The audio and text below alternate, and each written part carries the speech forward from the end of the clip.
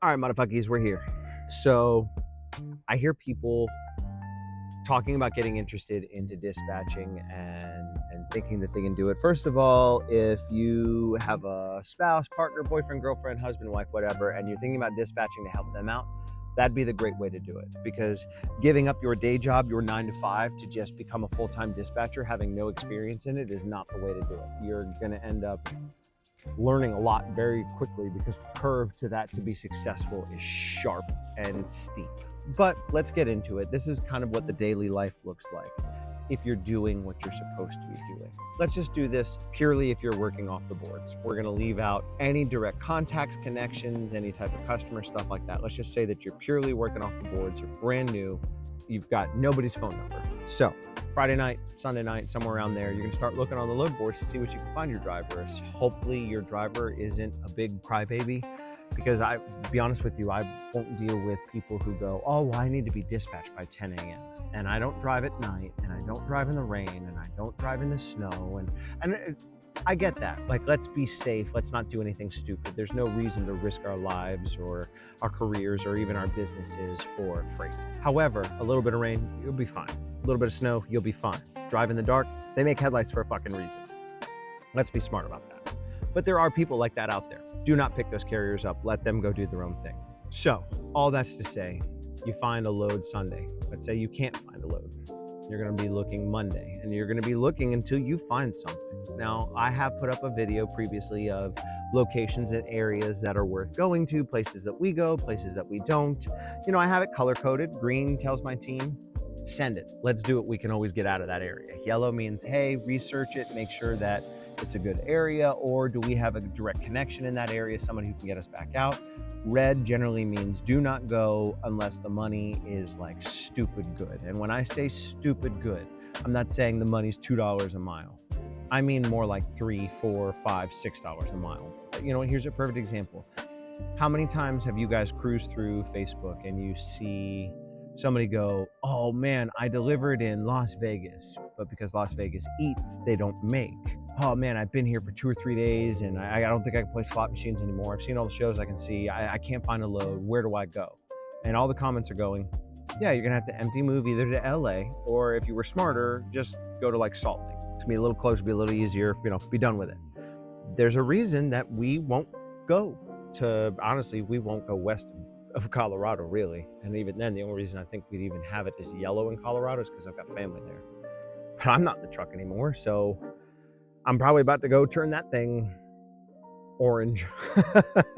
I don't know. So let's say you find your driver a load that Monday. I'm going to kind of help finish out the rest of the week, and then what the rest of that week is going to look like. And then let's focus on the day-to-day and how that looks. So let's say you find your driver a run, they load on Monday, unload on Tuesday. It's a rinse and repeat. It's a rinse and repeat over and over and over again. Now, you can have a daily, what's called a direct delivery, where you basically pick up in the same day, you deliver in the same day. Those are a little bit more short haul. Sometimes the money's a little bit better because it is shorter. There are people that just run their business on short haul stuff. They just do, you know, like we just had a run to get us out of Springfield, Missouri up to Kansas City, where we had to connect.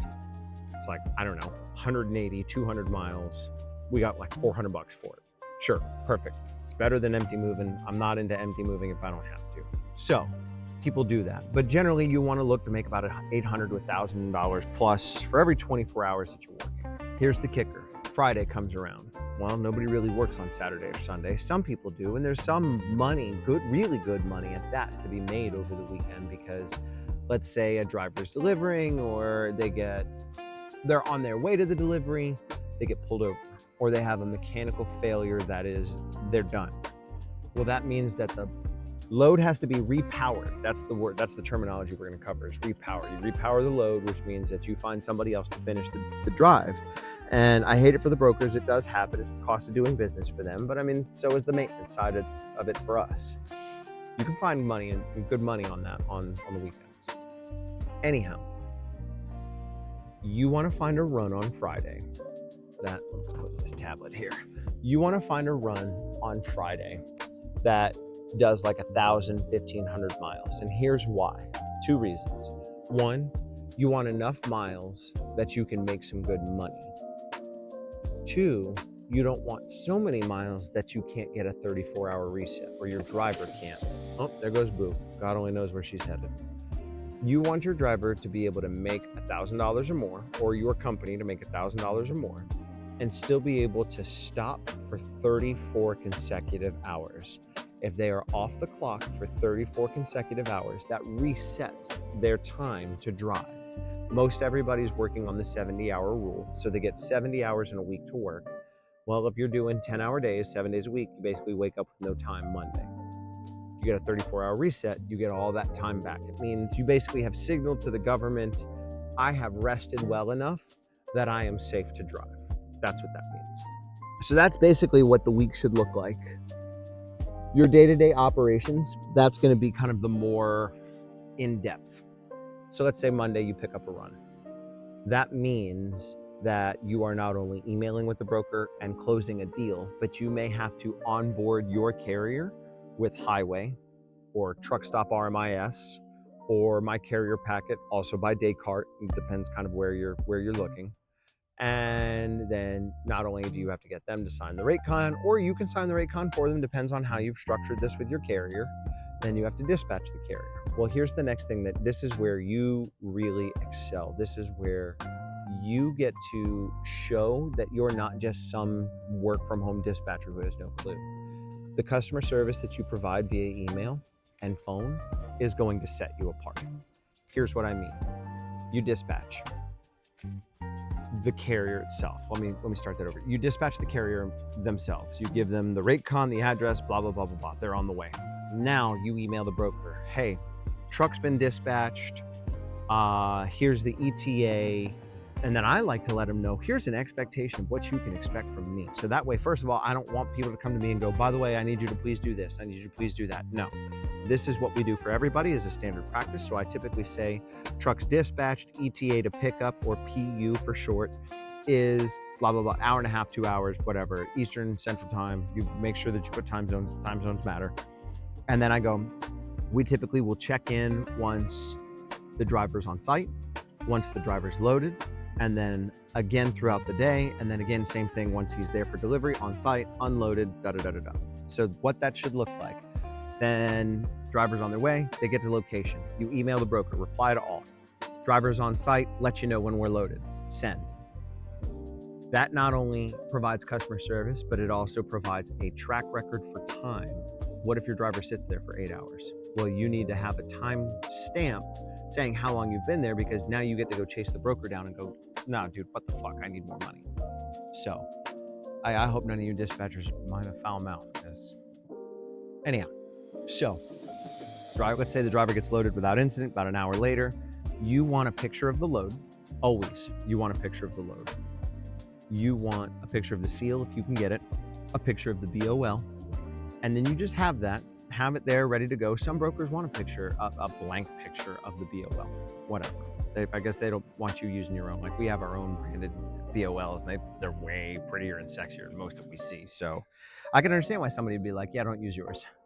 So anyhow, you email the broker back. Driver's loaded, here's a picture of the load. We'll get you an ETA to the consignee, to the delivery, once the driver's a little further down the road. I like to do that because they've been there at the shipper. Who knows? Is it comfortable? Do they need a bathroom? Do they need a drink? Do they have to stop and get fuel? Blah, blah, blah, blah, blah. So I let my drivers get about 100 miles down the road. Then we put in, and we have our own tracking that goes behind our stuff, besides MacroPoint, whatever else these brokers are using, which brokers typically use the app MacroPoint. It's the most common one today. Trucker Tools is probably the next most common. So let's say about 100 miles in, the ETA is whatever. Add an hour to 2 hours to whatever that ETA is. Hiccups happen. Traffic happens. Your carriers are going to stop for no reason. They're not going to feel entitled to have to tell you. They're just going to do whatever they want. So if you add a 2-hour window, you're almost never wrong. So you say, carrier driver's ETA to delivery is blah, blah, blah, blah, blah. We'll keep you updated and or let you know when the driver's on site. Now, if it's a direct delivery, driver's on site, blah, blah, blah, blah, blah. Let's say it's an overnight delivery. You let the whole entire night go by. The very next morning when you get up, your Tuesday is going to look like you check your phone, make sure that your carrier hasn't blown your phone up and you missed it because something broke down, something's happened, whatever, what have you. You check your email, then you check your driver's location and see where they're at. Then you check and email the broker and go, good morning, morning time check-in. The driver is in this city state and their ETA is this time. Remember, add an hour to 2. Boom, done, send it off. While your driver's looking, now's the time to get back on those load boards. There's 2 things that you need to pay attention to. How many hours is your carrier gonna have when they deliver? And remember, some of these places, they deliver quick. Some of them are like Walmart, you can be there for 24 hours. So that makes things tricky. And I hate to drop that name, but let's be honest, they've been known to be picky about appointments. So in that time while your driver's driving, you need to be on the load boards and you need to be looking for a reload headed wherever the driver's trying to go and see what you can do, and then start emailing brokers. Hey, I've got a driver emptying out in this city state. They'll have this many hours. We can do this for you. And hopefully you can pick something up before they even unload. Let's say that you can't. Let's finish this first delivery before we start the next one. Driver gets there, email the broker. Driver's on site waiting to be unloaded. I'll let you know how it goes. Boom. Driver's unloaded. Hey, final update. Here is the pictures of the load that's delivered, a picture of the BOL. We use a custom delivery acknowledgement. I'm happy to share it. In fact, I think it's all over my Linktree page, which I call it Linktree, but I mean, I'm the one that built that web page. Landing page, that's the word I'm looking for. It's on our landing page. You can have it, use it, make it your own. Obviously, take my logo off because you don't want somebody, giving me your money. Then you send it to them. Before you finish that out, you go, as a dispatcher, is this a load or a lane, or is this an area that you ship frequently? Question mark.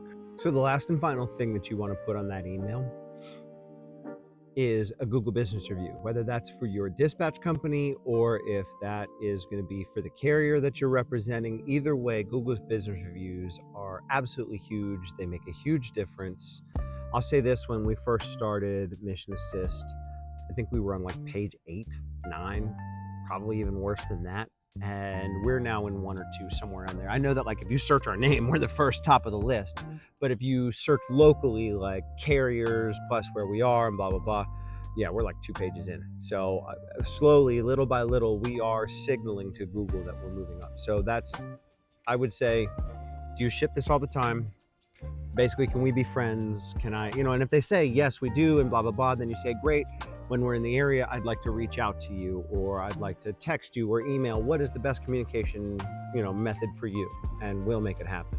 So just keep that in mind, because that's, again, to make the biggest impact and really differentiate yourself here, you have to be a clean, effective, and proactive communicator.